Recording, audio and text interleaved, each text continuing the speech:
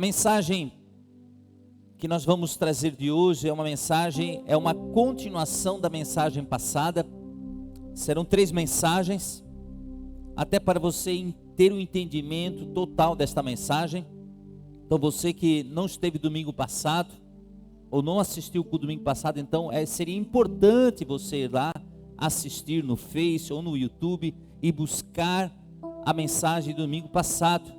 A mensagem do domingo passado teve como tema Deus Pai, amigo e juiz. Hoje, a mensagem ela tem como título: julga a minha causa contra o meu adversário. Amados, se nós não tivermos o entendimento que é o mundo espiritual que nos governa, que as batalhas que nós estamos enfrentando e as vitórias que teremos, elas acontecerão no mundo espiritual. E se nós não tivermos essa exata noção disso, nós cada vez nos sentiremos mais derrotados, teremos mais derrotas, cada vez ficaremos mais longe de Deus, talvez questionando Deus em muitas coisas que se passam, que acontecem em nossas vidas. Quando nós olhamos as promessas que Deus tinha para Israel, e quando Israel então foi tomar a terra prometida, antes da terra prometida, quando eles foram tomar posse, eles encontraram uma fortaleza, uma cidade chamada Jericó. E ela tinha muros intransponíveis. Aos olhos humanos, como é que seriam derrubados aqueles muros? Talvez muitas estratégias de guerra, muitos artefatos de guerra para derrubar aquele muro. Mas aquele muro não foi derrubado por ação humana. Aquele muro foi derrubado no mundo espiritual. A única coisa que Deus mandou para Israel é o seguinte: vocês vão dar durante 7 dias, vocês vão dar a volta em redor do muro. E no 7º dia vocês vão dar 7 voltas. E aí o muro irá cair. Então significava que aquele muro era intransponível aos olhos humanos, mas Deus iria derrubá-lo. Há muitas coisas na sua vida que parece que são invencíveis, parece que não tem fim, parece que você não terá vitória, mas acontecerá a vitória, porque é no mundo espiritual que você vai conseguir isso. Quando Moisés estava enfrentando os amalequitas, Moisés subiu ao morro, ao monte para orar, e Caleb estava lá embaixo lutando contra o exército amalequita, o exército de Israel contra os amalequitas. Como é que se ganhava aquela guerra? No mundo espiritual. Moisés estava lá, quando ele levantava os seus braços, Israel ganhava. Quando ele baixava os seus braços, Israel perdia. Então aquela guerra, aquela batalha foi ganha no mundo espiritual. Então, muitas coisas que acontecerá na tua vida, você tem que tomar algumas posições, algumas posturas. E é isso que o pastor Facchini está ensinando à igreja. Irmãos, eu quero uma igreja diferente, eu não vou dizer uma nova igreja, né? A igreja é a mesma, mas nós queremos que você suba de nível espiritual. Nós queremos que você tenha mais vitória no campo espiritual. Então, algumas coisas estão acontecendo, irão acontecer outras coisas, e eu tenho certeza que o Espírito de Deus vai dar o entendimento para você.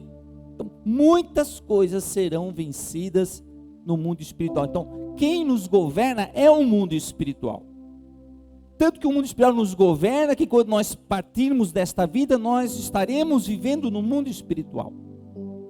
Então, é o mundo espiritual que afeta as nossas decisões. Decisões que os nossos filhos tomam, decisões que você toma, elas são influenciadas pelo mundo espiritual. E os discípulos, eles olharam para Jesus e perceberam que Jesus orava de maneira diferente. Eles olhavam para o mestre, mas o mestre ele não ora como se orava em Israel. E eles foram então para Jesus: Jesus, nos ensina a orar. Nós queremos aprender a orar contigo. Então, Jesus disse o seguinte: olha, quando vocês orarem, vocês orem para Deus e chamem Ele de Pai. Como assim Pai? Isso era uma heresia. Como chamar Deus de Pai? Sim, nós somos filhos. Nós somos filhos de Deus. Então ele ensinou a oração do Pai Nosso. Mas a palavra de Deus diz que o Espírito Santo nos dá um espírito de adoção e nos tornamos filhos de Deus. Então nós temos que ter uma relação de intimidade na nossa oração entre pai e filho.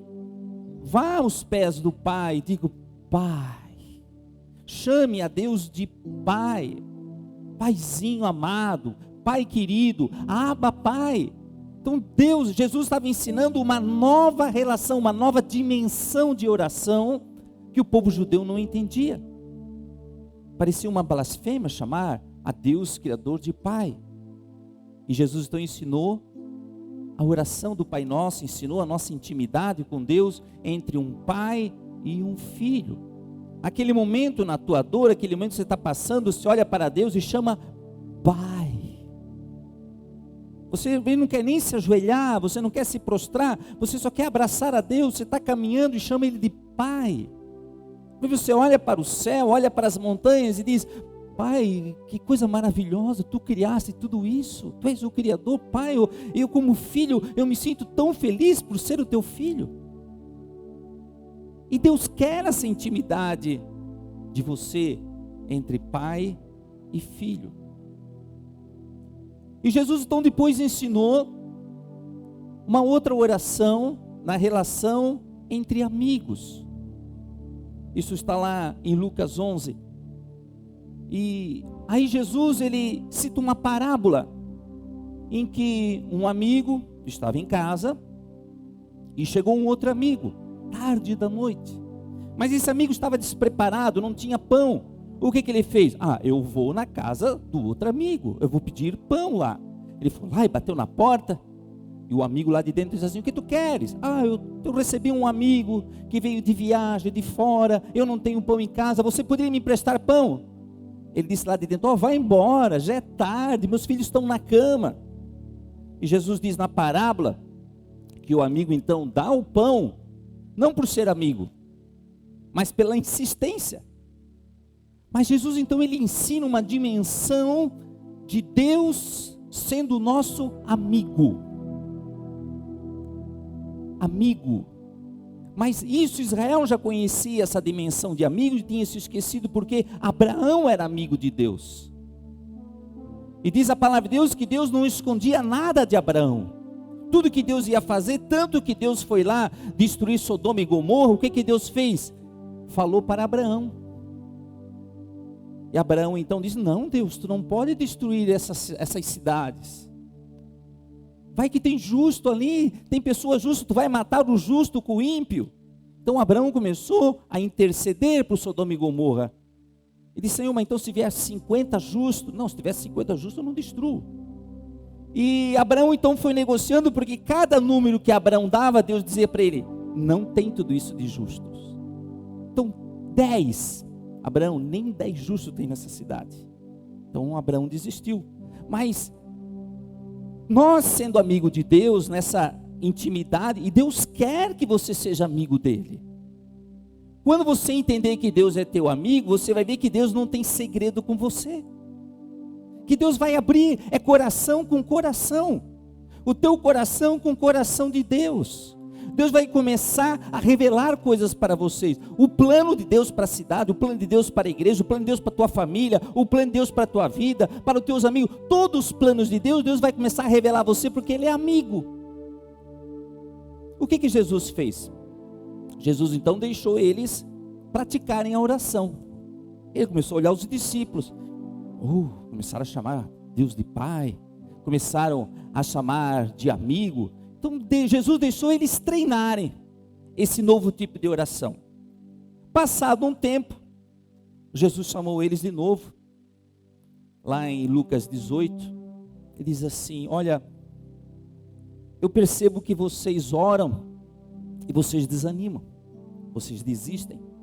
Então eu vou ensinar para vocês uma forma de que vocês vão orar e vocês não vão desanimar, não vão desistir.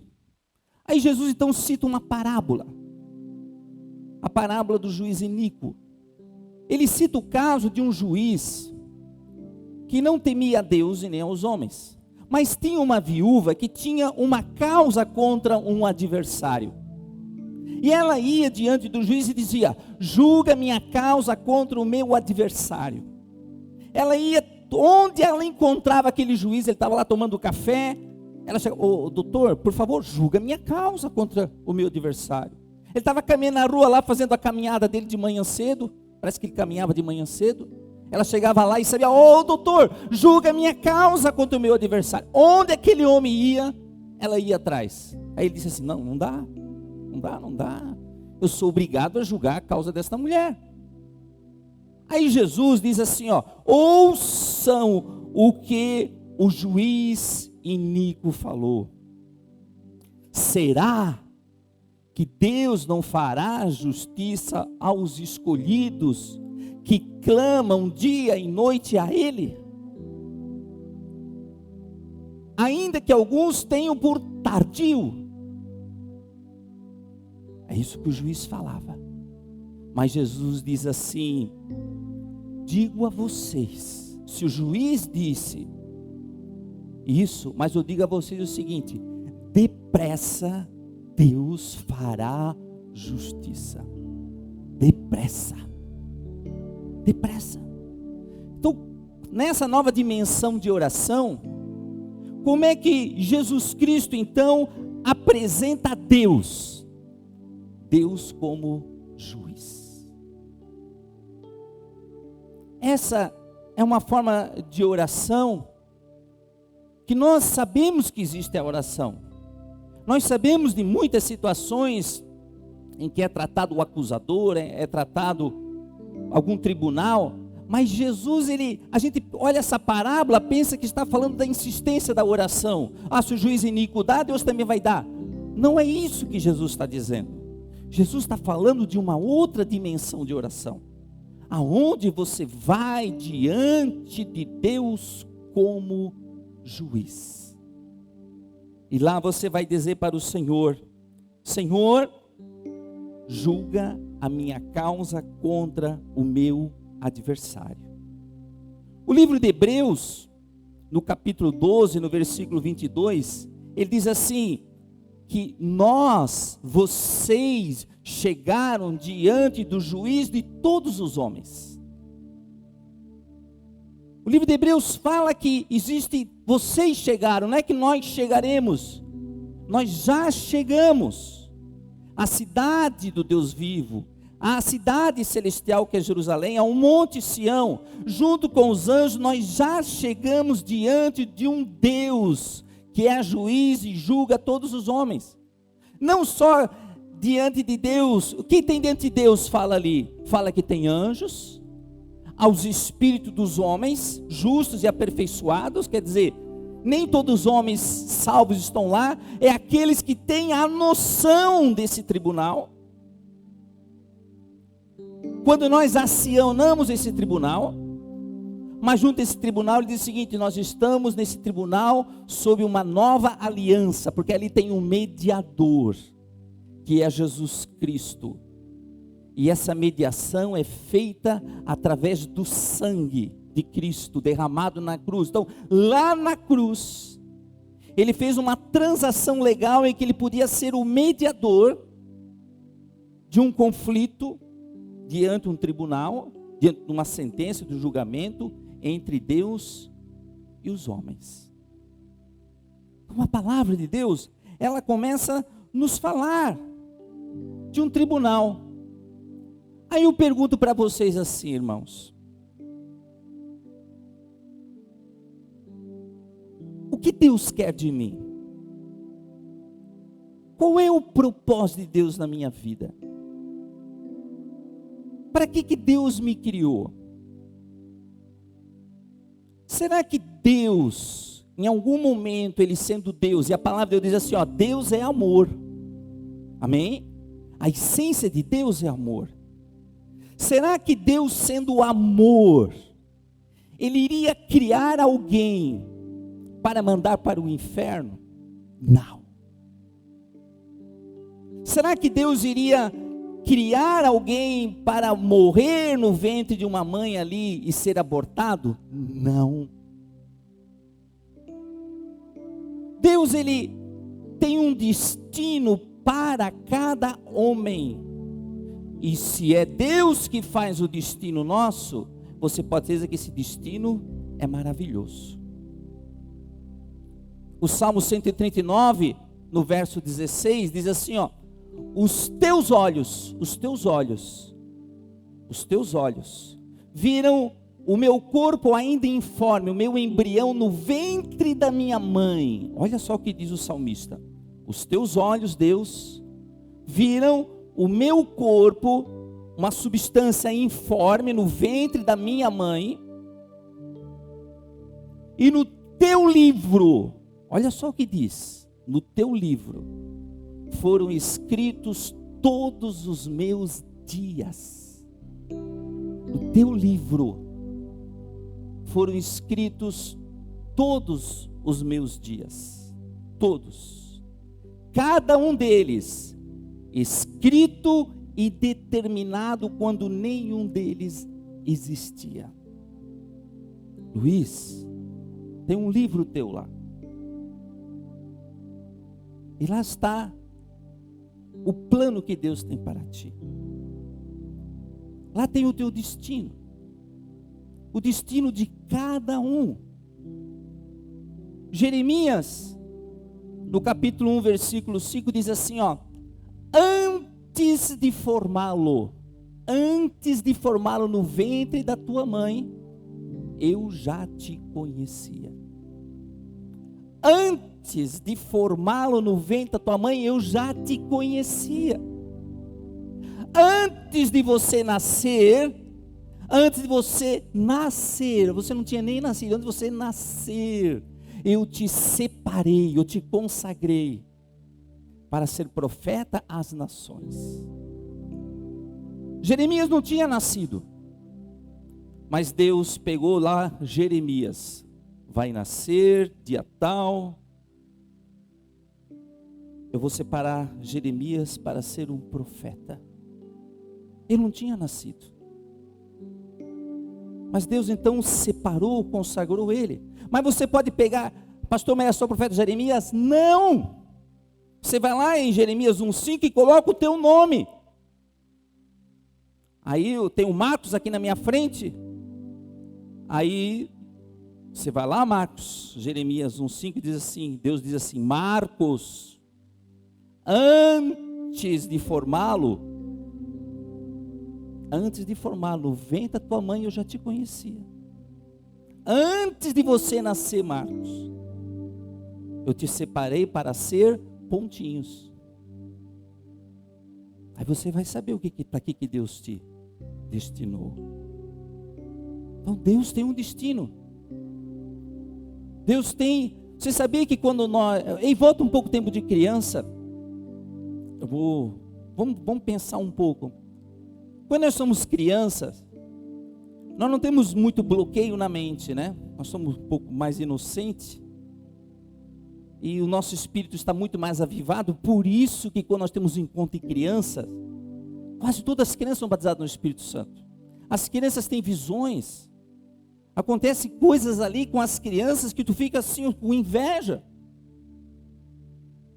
Por quê? Porque as crianças não têm bloqueio. Então volta um pouco o tempo de criança.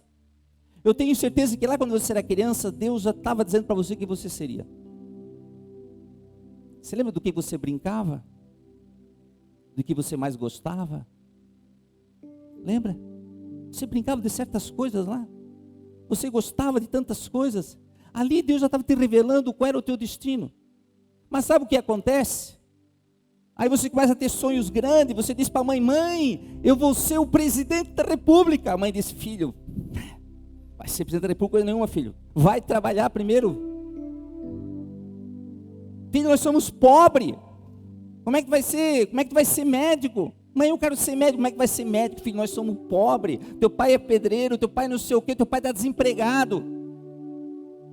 E aquilo vai abafando no coração da criança, até que ela esquece o que Deus tinha para ela. Ou chega um pai e diz: filho, você não vai dar nada na vida. Você é um vagabundo, você é um imprestável. Ou a mãe diz: você é um imprestável que nem teu pai.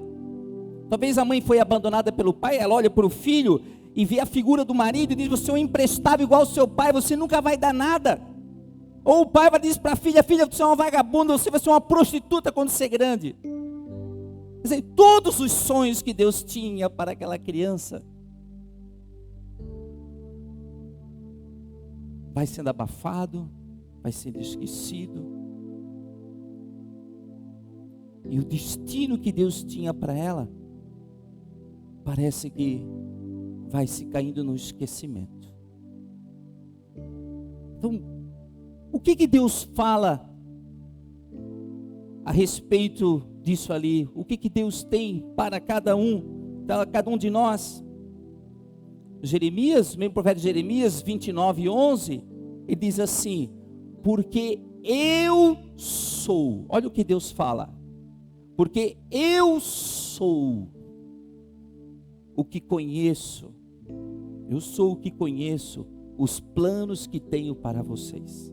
Deus está falando: eu sou o que conheço os planos que tenho para vocês, diz o Senhor. Planos de fazê-los prosperar e de não lhes causar danos, planos de lhe dar esperança e um futuro, diz o Senhor. Quer dizer, esse é o plano de Deus para a sua vida.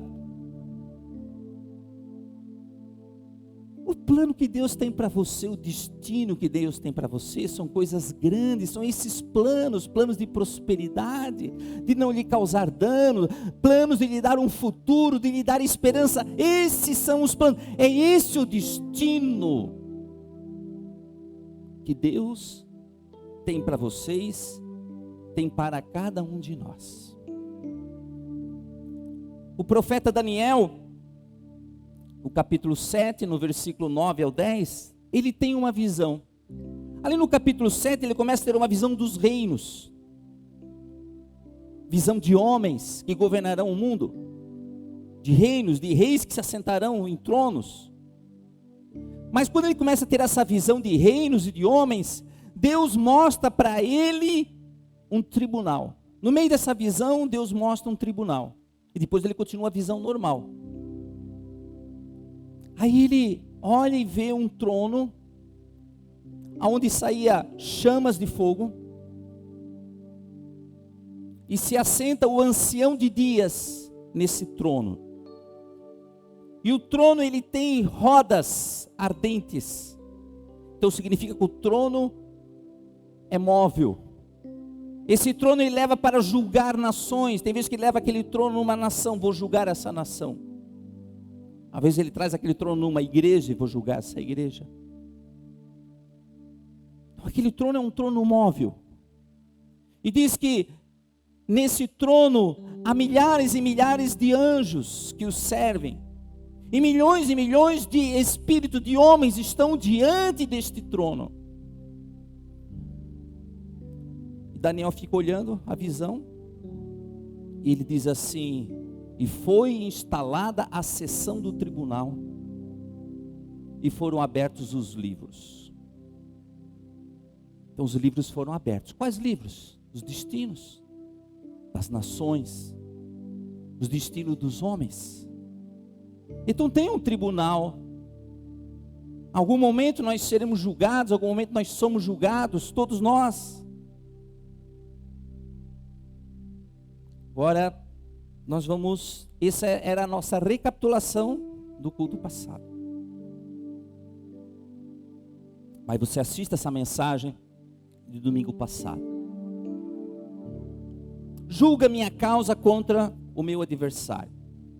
1 João 2:1 diz assim: meus filhinhos, estas coisas vos escrevo, para que não pequeis. E se alguém pecar, todos vão pecar. Temos um advogado para com o Pai, Jesus Cristo justo. Diga comigo: eu tenho um advogado. Eu tenho um advogado. Então saiba disso. Você não está sozinho. Você não está sozinho. Existe um advogado. Eu tenho um advogado. Quando eu peco, quando eu faço algo errado, eu tenho um advogado. Esse advogado para com o Pai. Então Jesus Cristo, ele é o justo. No Apocalipse, capítulo 12, versículo 10, diz assim: isso não aconteceu, é uma visão do que um dia irá acontecer. Mas essa visão mostra o que está acontecendo agora também. Diz assim: e ouvi uma grande voz, João, o profeta João, no céu, que dizia: agora é chegada a salvação e a força e o reino do nosso Deus e o poder do seu Cristo, do seu Messias. Porque já o acusador dos nossos irmãos é derrubado, o qual diante do nosso Deus os acusava dia e noite. Nós temos um advogado, mas nós temos um acusador, mas nós temos um juiz. Ali fala que dia e noite ele fica diante de Deus, acusando os irmãos de Jesus, os salvos. Ele não se cansa de estar lá diante desse trono acusando. Houve um momento em que Jesus chamou a Pedro, e quando a gente chama assim 2 vezes o nome, né? Eu me lembro quando era criança, daí a mãe dizia assim: Calisto, Calisto. Pronto, aquilo já, ou o pai, né? Quando chamava 2 vezes o nome, tu já sabia que tu tinha que prestar bem atenção. Havia, olha, eu estou fortalecendo o que eu quero falar para ti, tu presta atenção. Então Jesus está dizendo ao Pedro, ele não está dizendo assim, ó, Simão, Satanás pediu para peneirá-lo. Não, ele diz assim, ó, Simão, Simão, olha, presta atenção. Até rimou, né? Devia estar ali, né? Simão, Simão, presta atenção. Satanás pediu vocês para peneirá-los como trigo. O que é peneirar como trigo? É separar a palha do trigo. Mas Satanás não pediu para peneirar Pedro. Também Pedro. Pediu para peneirar outros também. Orando a respeito, o que eu entendo ali? Satanás pediu para peneirar Judas. Jesus não intercedeu por Judas. Que o coração de Judas ali, diz a palavra de Deus, que ele era ladrão. Ele roubava as ofertas que recebiam. Ele era um murmurador, sempre reclamando. Quando a mulher foi lá e derramou o vaso de alabastro sobre Jesus, ele disse assim, vem cá, por que essa mulher fez isso? Esse dinheiro dá para ser para os pobres. Então ele era um murmurador, ele era um cara sempre espreitando, mas era discípulo de Jesus, estava ali ao lado de Jesus. Mas Jesus não intercedeu por ele, não defendeu a Judas, porque Judas já tinha se vendido. Ele já queria trair a Cristo. Mas Jesus intercedeu por Pedro. Ele diz assim, ó, mas eu orei por você, para que a sua fé não desfaleça.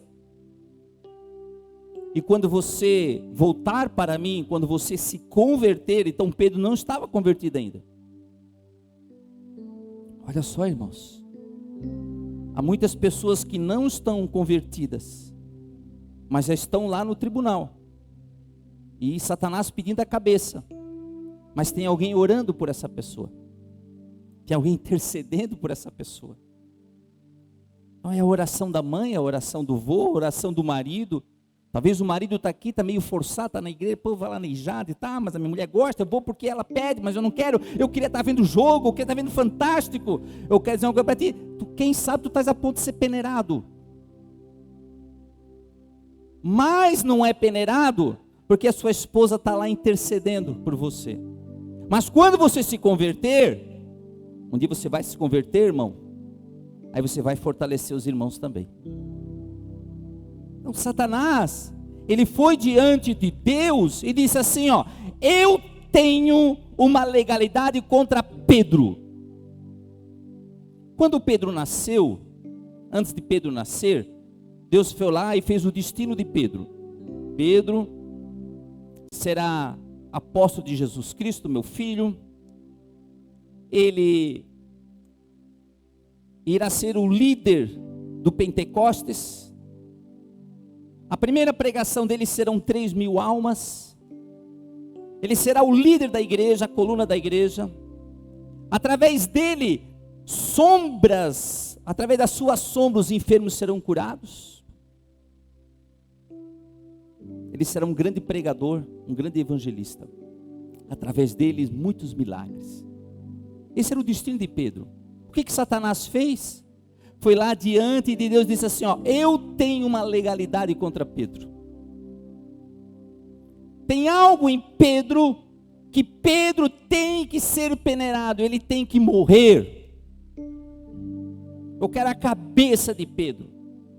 Pedro não pode ser apóstolo de Jesus Cristo. Mas o que deve ter acontecido no mundo espiritual? Pedro orou e pediu misericórdia. Há um trono de graça, a palavra de Deus diz. Ele diz assim, aproximamo-nos do trono da graça com confiança para recebermos misericórdia e alcançarmos graça que nos ajuda em nossas necessidades. Então esse trono de juiz, do juízo de Deus, também é um trono de graça, onde nós alcançamos misericórdia. Nós vamos diante de Deus, misericórdia. E provavelmente Pedro deve ter feito alguma oração nesse sentido. E Jesus então, o seu espírito estava lá diante de Deus, e viu Satanás acusando ele. E Jesus então defendeu a Pedro. Talvez ele disse assim, tudo bem, está certo o diabo está certo. Não sei se o diabo está certo alguma vez, né? Mas, não, até que as acusações de Satanás estão corretas. Mas é o seguinte, Pedro, ele é meio assim bronco, ele é um cara atirado, um cara nervoso, sanguíneo. Mas pai, esse homem depois que se converter, vai fazer um estrago no inferno. E Jesus intercedeu por Pedro.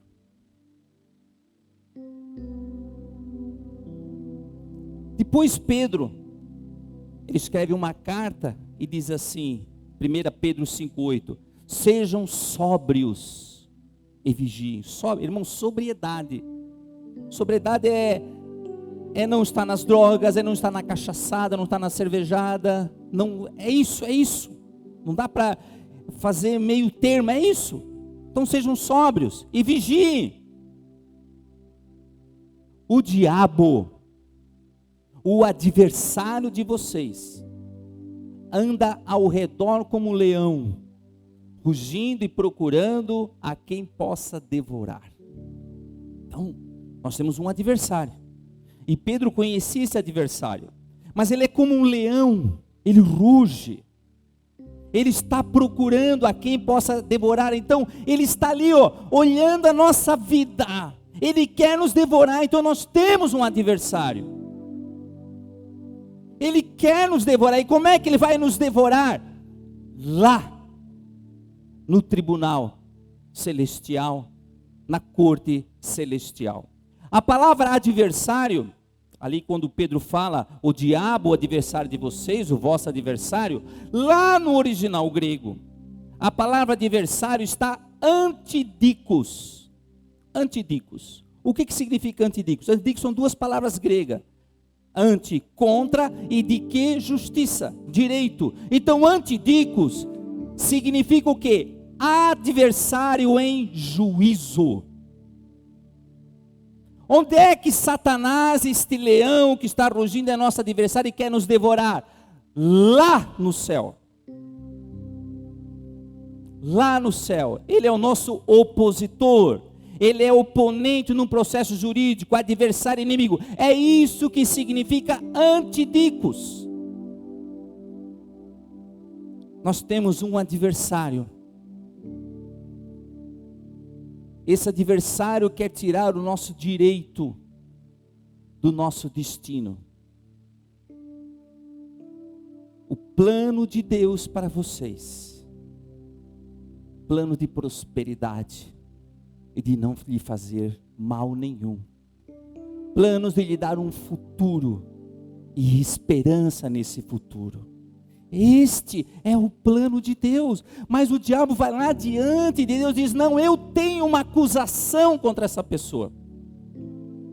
Eu tenho o direito legal, Deus, de tocar na vida dela, dar uma enfermidade, um câncer, matá-lo. Eu tenho o direito de ir lá e tocar no seu filho. Eu tenho o direito de tocar nas suas finanças, tocar na sua empresa, tocar no seu ministério. Por quê? Porque tem legalidade ali. E se tem legalidade, Deus, é comigo.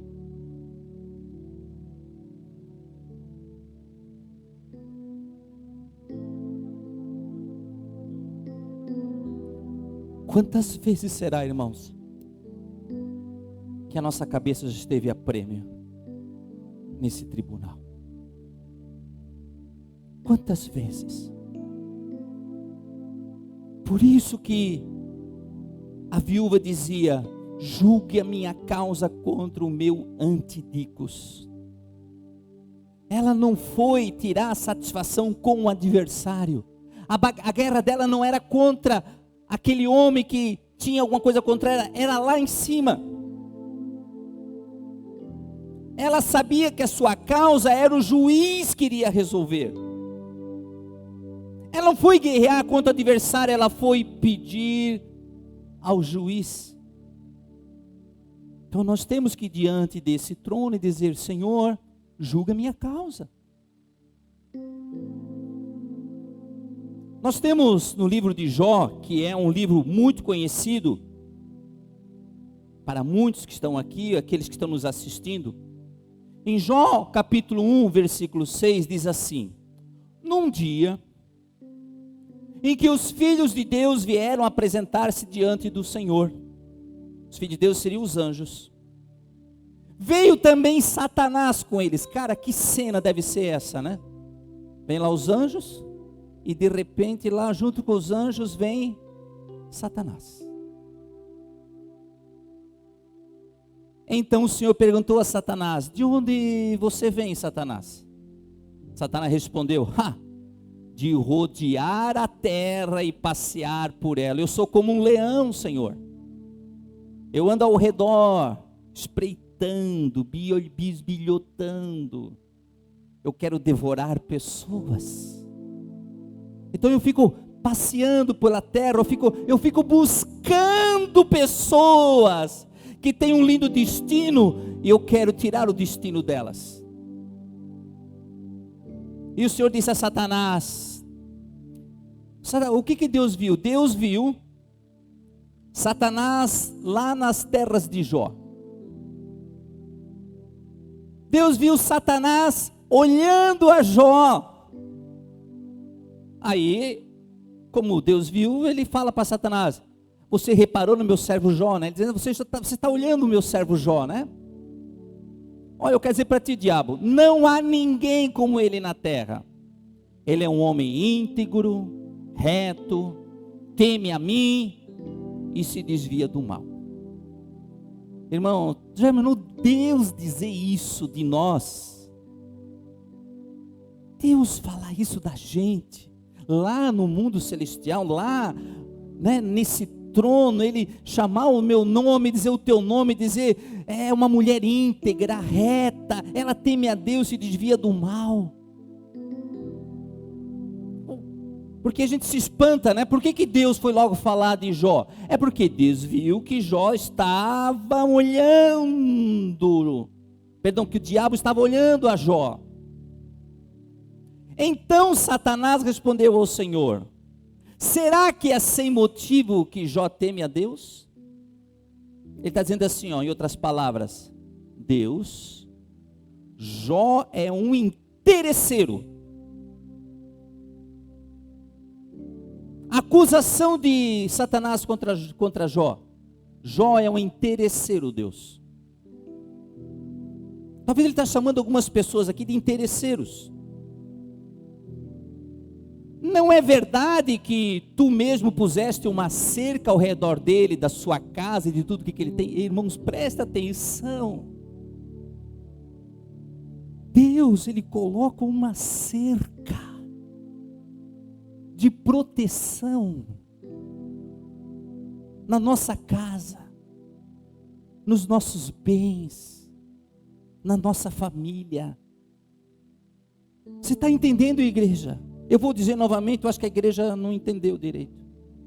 Você está entendendo o que Deus está dizendo? O que a palavra de Deus está dizendo?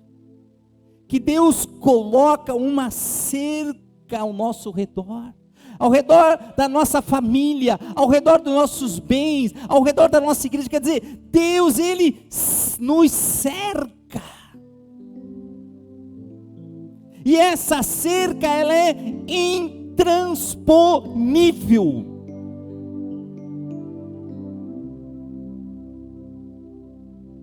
Satanás queria pular a cerca, mas não conseguiu pular a cerca, ele só via de longe. Mas daí ele acusa a Deus, que Deus tem sido maravilhoso com ele, abençoador, mas diz que Jó, a acusação de Satanás contra Jó, ele é um interesseiro. Satanás continua dizendo: abençoaste a obra das suas mãos, e os seus bens se multiplicaram na terra, mas estende a sua mão e toca em tudo que ele tem, para ver se ele não blasfema contra ti na tua face. Aqui nesta igreja, ou quem está nos acompanhando, você é um interesseiro? Sabe que o diabo pode nos acusar que somos interesseiros de estarmos aqui na igreja? Eu sirvo a Deus porque, Deus me dá isso, Deus me dá aquilo, Deus me abençoa nisso. Isso faz parte da natureza do Pai, abençoar os seus filhos. Isso faz parte de Deus como amigo. Jesus mesmo disse: busque em primeiro lugar o reino de Deus e a sua justiça, e todas as demais coisas vos serão acrescentadas. Mas Satanás, ele está olhando a vida de Jó, os bens dele se multiplicaram, filhos, ele é um abençoado, mas ele é interesseiro. Mas, se tocar em alguma coisa que ele tem, irmãos, se você perder alguma coisa que você ama tanto, você continuará servindo a Deus? Você vai blasfemar contra Deus? Se tiver esse tipo de acusação lá no céu agora, como nos comportaremos no mundo espiritual? Deus permitiu que Satanás, então Deus tirou a cerca, Satanás foi lá, e os seus 7 filhos, todos os seus filhos morreram, todos os seus bens ele perdeu a sua saúde, perdeu tudo que tinha, filhos, bens materiais, perdeu tudo. De repente é tragédia em cima de tragédia, ventos, furacões, bandos de assaltantes, enfermidade, ele perde tudo. Mas Deus disse: só não toca na vida dele. Então Satanás teve permissão até um ponto, mas não teve a permissão para tocar na vida dele. Chegou um momento que Jó olhou a vida inteira, ele começou a olhar: meu Deus, perdi meus filhos, perdi meus bens, perdi tudo, a minha mulher já está contra mim, tá tudo, perdi tudo. Aí Deus dá uma luz nele, e ele começa a entender o mundo espiritual.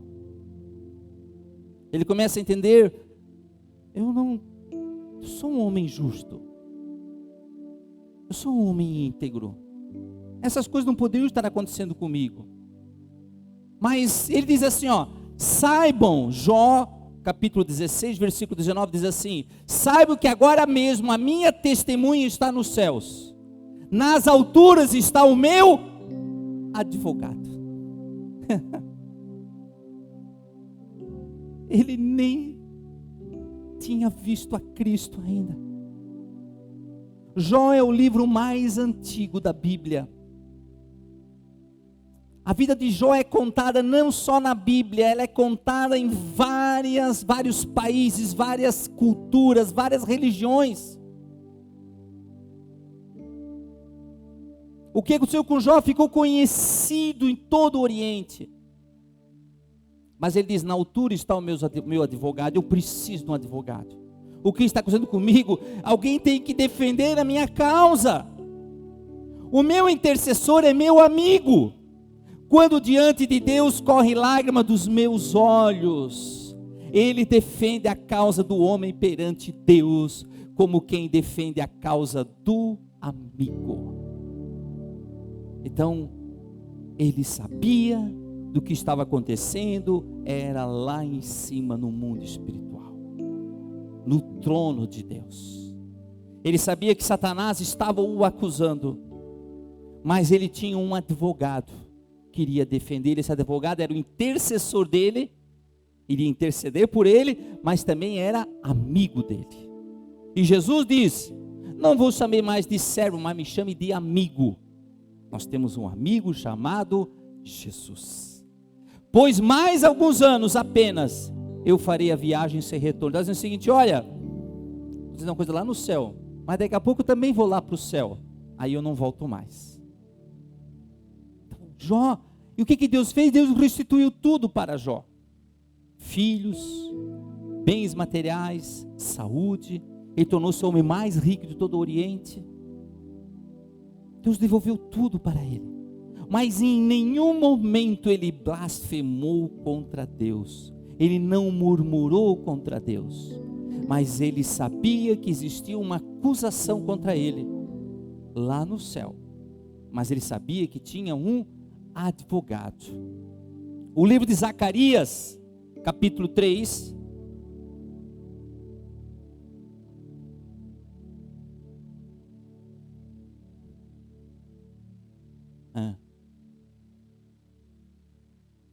é isso mesmo. O pastor está dizendo o seguinte: que Deus permitiu que Satanás tocasse nele, na sua saúde, na sua família, os seus bens, porque sabia que Jó não iria negá-lo.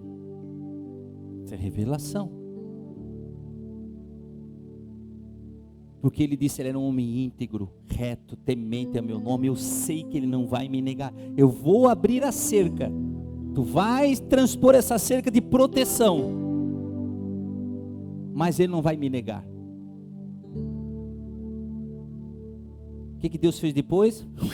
Volta a cerca de novo. Não toca mais em nada agora. No livro de Zacarias, o contexto aqui do profeta Zacarias, Zacarias tem várias visões. E aqui é outra visão que Zacarias tem. Zacarias era um profeta, e o contexto é que Israel perdeu o seu templo foi destruído, e o templo foi reconstruído. Então Israel ficou 70 anos na Babilônia, e agora estava retornando para Israel, para Jerusalém, e reconstruir o templo.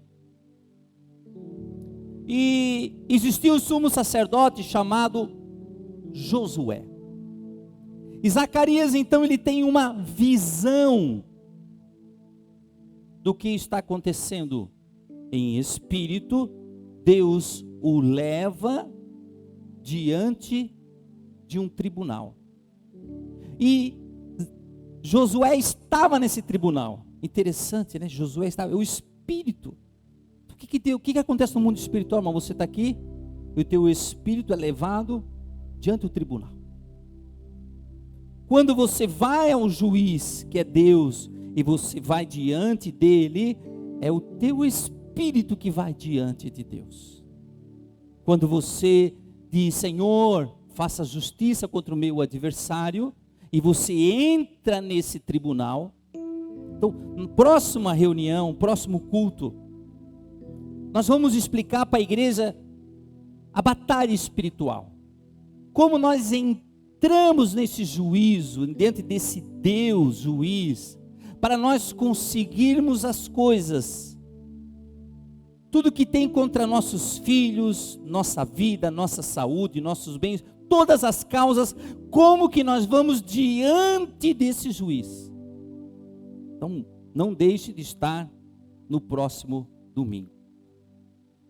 Deus me mostrou o sumo sacerdote Josué, que estava diante do anjo do Senhor. Quem era, irmãos, isto aqui aconteceu 500 anos antes de Jesus Cristo. E Deus deu uma visão para Zacarias. E Zacarias, então, em espírito, ele foi diante de um tribunal. E diante desse tribunal, diante desse juiz, estava o sumo sacerdote Josué. Ele estava diante do anjo do Senhor. Esse anjo do Senhor é Jesus.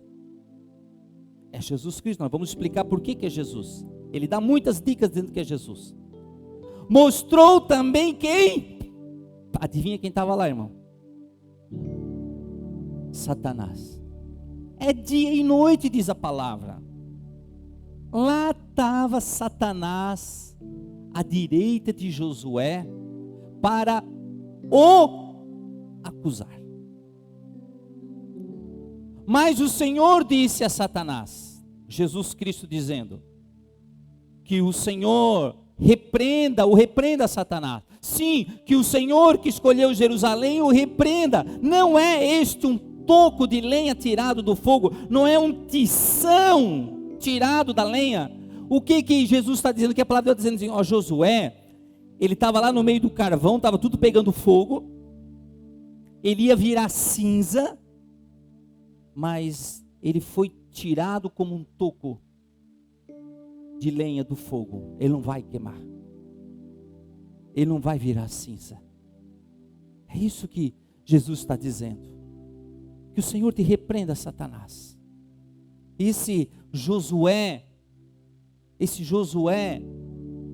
ele ia virar cinza, mas não vai mais.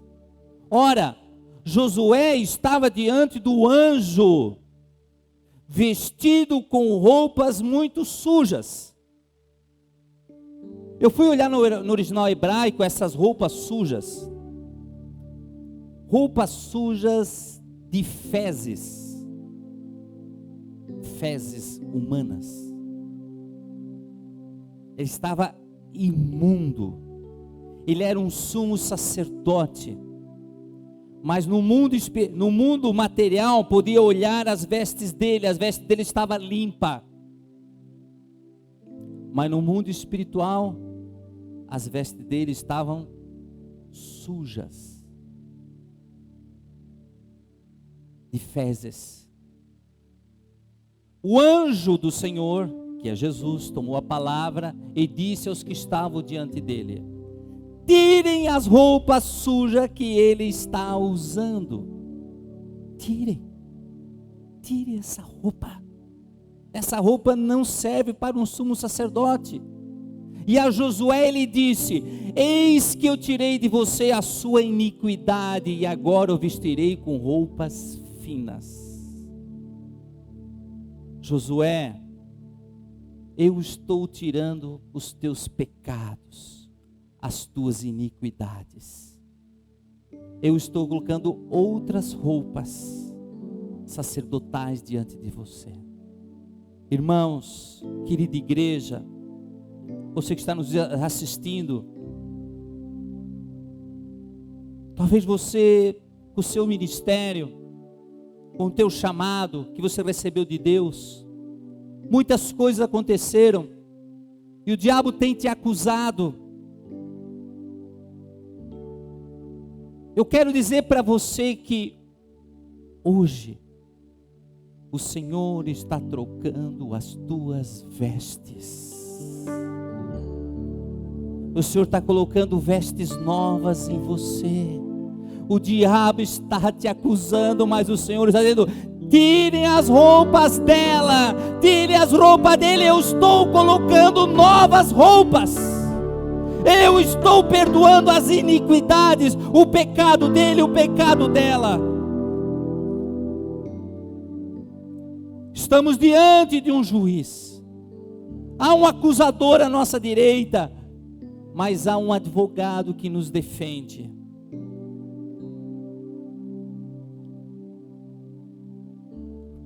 Então eu disse, aí agora Zacarias disse. Então, quem era Zacarias? Zacarias era o intercessor de Josué. Zacarias era o intercessor, ele estava intercedendo por Josué. E Deus levou Zacarias em visão.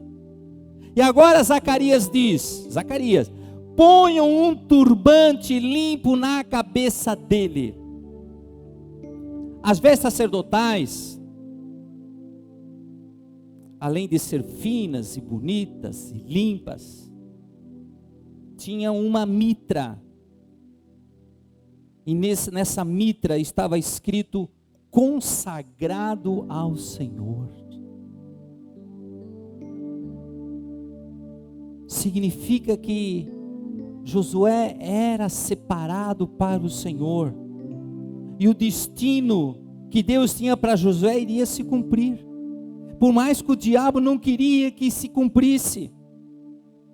Você é consagrado ao Senhor, filho. Desde o ventre da tua mãe, Deus já te separou para ser profeta, ser pastor, ser evangelista, ser mestre, ser um levita, ser um diácono. Eu não sei para que Deus te separou, mas Deus te separou para algo dentro da obra de Deus. Deus te separou para ser um empresário. Deus te separou para ser um médico. Eu não sei para que Deus te separou, mas Deus te separou para algo. Irmãos, nem todos serão pastores, nem todos serão mestres, nem todos serão evangelistas, profetas, mas o teu trabalho será o teu ministério. Deus vai te prosperar, Deus vai abrir portas, e você vai ser um homem generoso, uma mulher generosa, você vai abençoar a igreja crescerá através da tua prosperidade. Você vai ser um médico, imagina um médico, irmãos, quantas portas Deus vai abrir para você como médico. Quantas pessoas lá na UTI, pessoas em estado terminal, e você pode ter uma palavra para essa pessoa. A tua profissão, desde que seja o destino de Deus, né? Desde que você não esteja fugindo do destino de Deus. Então puseram o turbante limpo na cabeça e o vestiram na presença do anjo do Senhor. O anjo do Senhor disse a Josué, Jesus, assim diz o Senhor dos exércitos, se você, olha, eu limpei você, né? Novas roupas, perdoei tua iniquidade, você já está absolvido, você já tem a sentença. Se você andar nos meus caminhos e observar os meus preceitos, você julgará o meu templo. Ele está falando do sacerdote do templo dele. E guardará os meus átrios. Eu lhe darei livre acesso entre esses que aqui se encontram. Quer dizer, Josué, você terá livre acesso a esse tribunal. Mas ande no meu caminho. Eu te colocarei para você servir no meu templo, na minha casa. Portanto, escute, Josué, sumo sacerdote, você e os seus companheiros que estão sentados diante de você, e a mais, porque estes homens são um sinal de que há de vir. Eis que eu farei vir o meu servo, o renovo. Peguem essa expressão, renovo. Porque eis aqui a pedra. O anjo está falando assim, ó, Josué, olha para mim. Eu sou o renovo, eu sou a pedra que pus diante de Josué. Sobre esta pedra, ele não está falando essa pedra, está falando esta pedra única, estão 7 olhos. Eis que eu gravarei nela uma inscrição, diz o Senhor dos exércitos, e tirarei a iniquidade desta terra num só dia. Qual foi o dia em que o Senhor tirou a iniquidade da terra em um dia só? Foi no dia da crucificação. No dia que Jesus morreu na cruz por toda a humanidade. Zacarias teve a visão disso e o Senhor Jesus falou para Zacarias: eu tirarei a iniquidade desta terra num só dia. O profeta Isaías, ele fala lá em Isaías 11, diz assim: um ramo surgirá do tronco de Jessé e das suas raízes brotará um renovo. Lembra que eu disse eu sou o renovo? O Espírito do Senhor, são 7 espíritos, e repousará sobre ele, os 7 espíritos. O Espírito do Senhor repousará sobre ele, o Espírito da sabedoria, entendimento, conselho, poder, de conhecimento e temor do Senhor. Os 7 espíritos sobre ele.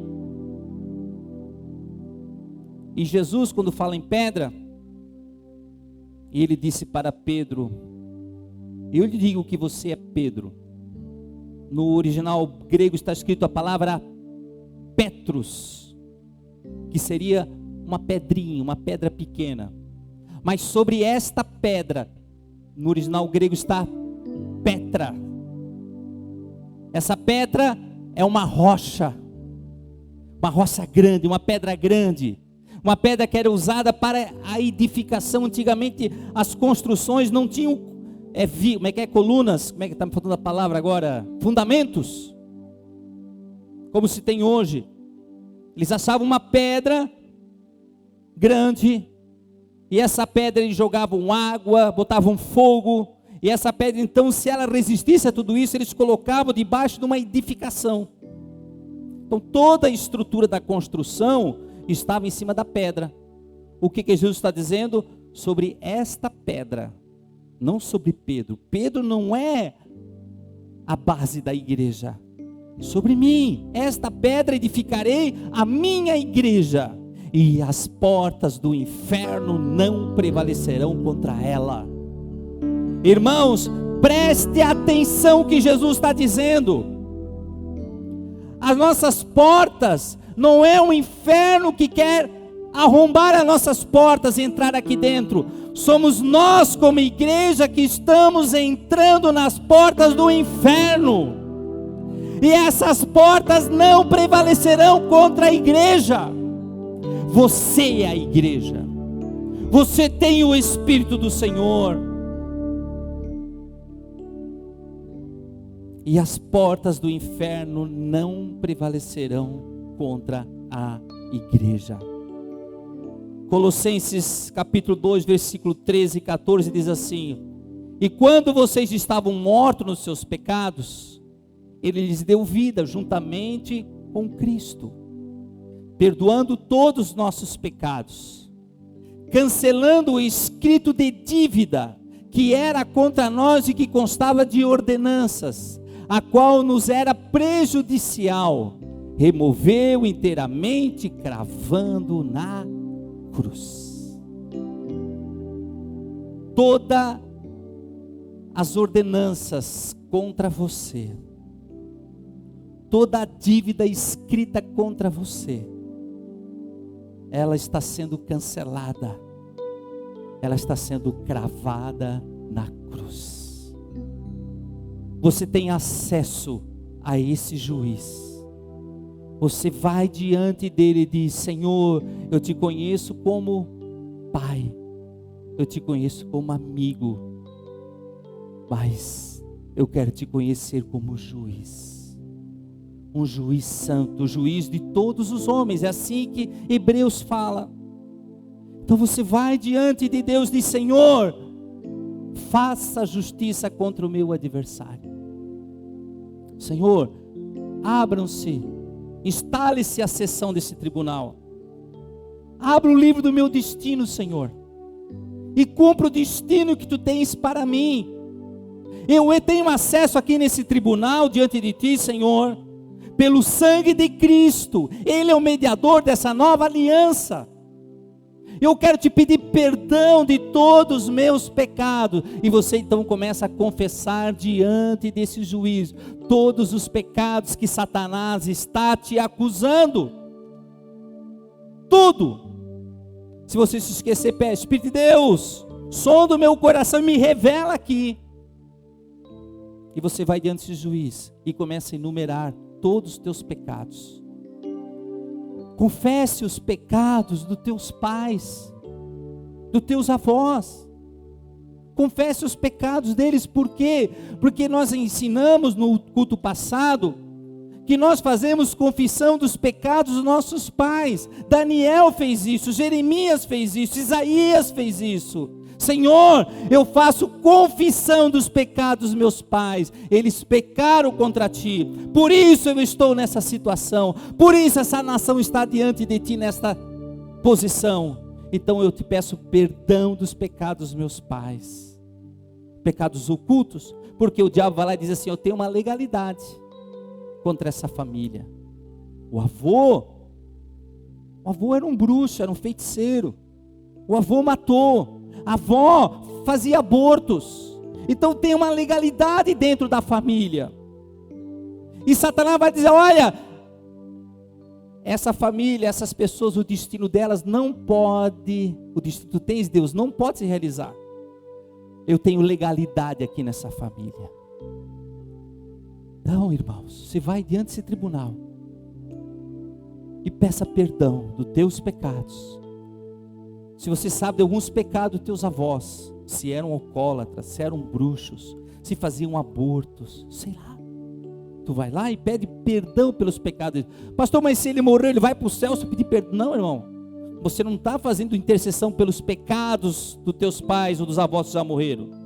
Você faz intercessão pelas consequências dos pecados deles, e que há legalidade na vida da tua família. O avô era alcoólatra, bisavô era alcoólatra, o pai é alcoólatra e você é alcoólatra também.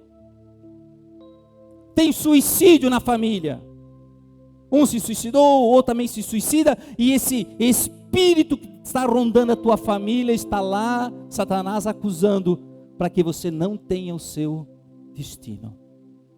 Então você entra diante de Deus, instala essa sessão, Senhor. Você vai pedir perdão dos teus pecados.